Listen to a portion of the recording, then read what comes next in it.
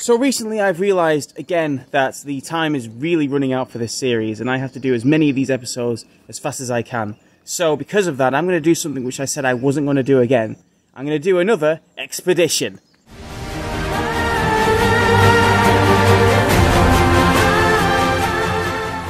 This time we're only going to do 2 towns. We're going to do Wath-Upon-Dearne and we're going to do Barnsley. I can knock those both out today and then we'll be so much closer to our end goal. Before I was worried that I wasn't really giving the towns the spotlight they deserved, but this time I've actually done some episode planning, so I think I can fairly represent these 2 towns. Wath-Upon-Dearne and Barnsley lie in an unexplored corner of the York Review map, and they're my last chance to do a proper expedition like this. I have to do York Review towns in a certain order, and they're the last 2 consecutive towns which are kinda near each other. I won't get an opportunity like this again. I have to take it now to have any hope of finishing. So without further ado, I've got a long way to cycle today. Let's hit it. Hi, I'm Stuart Morris. I'm cycling to every large town near me in order of ascending distance and rating them, with the end goal of reaching Flamborough. This is York Review.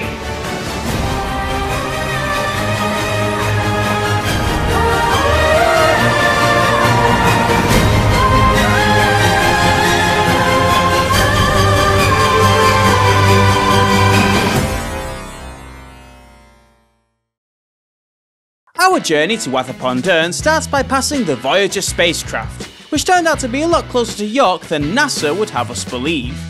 After this we pass the usual landmarks heading southwards, the concrete tower and Recall, the industrial buildings to the south of that, and finally crossing the River Ouse into Selby.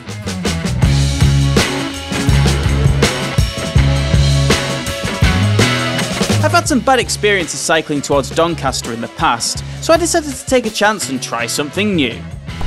I've escaped the A19. Google Maps has found me a new route, which takes me through Mushroom Farm. This is a much better route into Doncaster. Look at this! On a motorway in sight!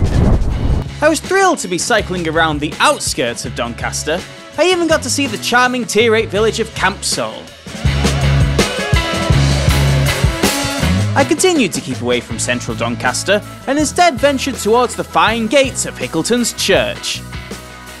After darting down a nearby hill, I was surprised to discover where I ended up. Oh god, I'm in Barnsley. That's not supposed to happen yet.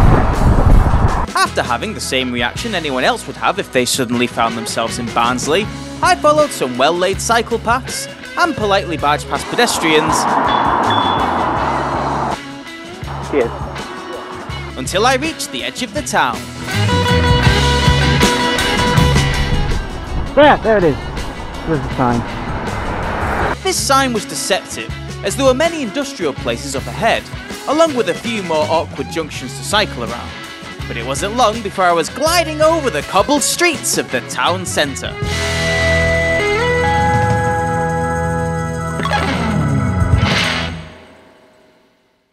Wath-Upon-Dearne is a former coal mining town south of the River Dearne. Today the old heavy industry sites have been redeveloped into a nature reserve with a lake and a few other points of interest dotted around. On Google Maps we see a dinosaur sculpture listed on the bank, but when you look up the 2 attached photos, you have to wonder if the people of Wath know what a dinosaur is.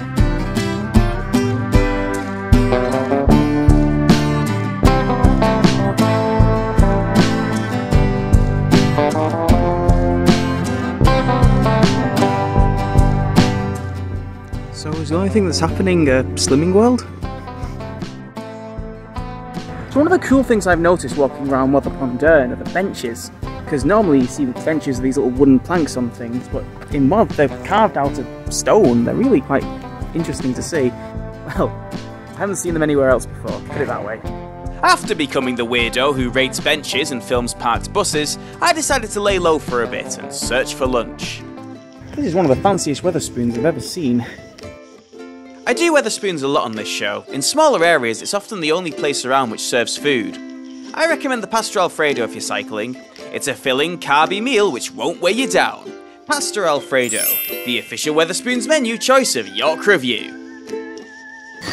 So I asked the barman if he said it was Wath-Upon-Dearne or Wath-Upon-Dearne. One of them said Wath, one of them said Wath. I can hear an argument now from the patrons on the other side of this wall saying how they say it. So I think it's quite a divisive subject here. Some people say Wath, some people say Wath. Sounds like the patrons would say Wath.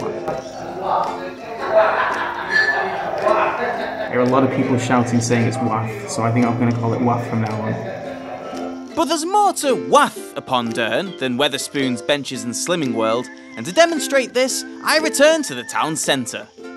So I love visiting towns with quirky traditions, and Wath-Upon-Dearne has probably the quirkiest tradition of all the towns I've ever visited. It all dates back to a Mr. William Tuke, who, when he died, he gave the town a lot of money, but on the condition that they did a particular thing every year. And for quite a while they kept up this tradition until it sort of fell out of use. That is until a local group of Morris dancers read up on this tradition and they decided to start doing it all over again. And it's now done as the climax of the yearly Wath Festival. Each year, the Wath Festival will start with a load of dancing and festivities in the central area. And then a group of Morris dancers will lead a parade of people up this street with drums, music, noise, delight, until we get to the very top of the hill. It's funny how often my surname Morris is coming up in this. All the information I'm using came from an article written by an Olivia Morris, no relation. And it seems like the town is run by Morris dancers. Again, no relation, I can't Morris dance, shockingly. And now it's being here reviewed by me, Stuart Morris. Must be a very common surname around here.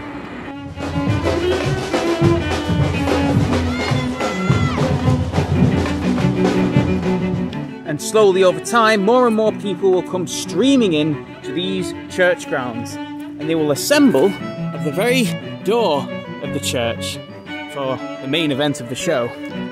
You see, William Tuke was a very generous man. He would only give the money to the town on the condition that once a year, every year, they would throw 40 penny loaves from the top of the roof of this church. Which sounds like a bizarre tradition, but they actually do it. And even to this day, every year, they will drag a bucket of bread up to the top of the church and then throw it into the throngs of people who have gathered outside in the courtyard. It's a really fascinating thing that just sort of happened. And it would just be a forgotten piece of history if it wasn't for the Morris dancers of Wath-Upon-Dearne. You know, with how important Morris dancing turned out to be here, I'm a bit embarrassed that I don't know how to do it myself. You know what? There's never going to be a better opportunity. It's time for me to learn the dance of my people. Now be honest, you thought this was clickbait.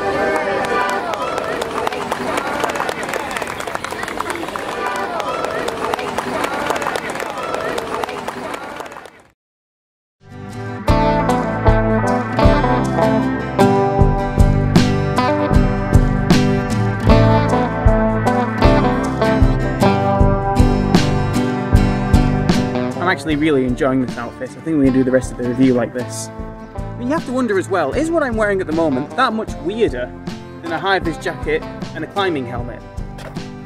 Makes you think. I decided to wrap things up by checking out the Wath Cricket Club to get a feel for the town's green spaces.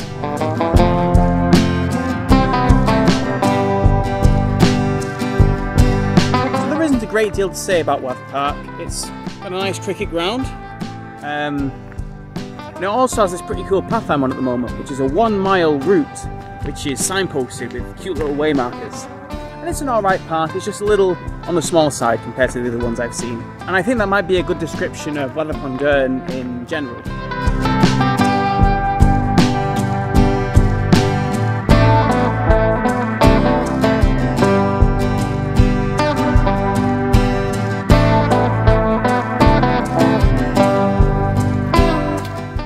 Wath-Upon-Dearne is a very nice town. I mean, it is a small place. There's not a great draw for tourists here, although the traditions are very interesting. In fact, throwing bread from the roof of a church is probably one of the most interesting quirks out of all the York Review towns I've visited. It's up there with wild peacocks and Driffield scrambling for me. I've had a good time wandering around, and I would definitely like to check out the Wath Festival next time it's on. Although for the town itself, I think the best score to give it would be a York out of Yorkshire.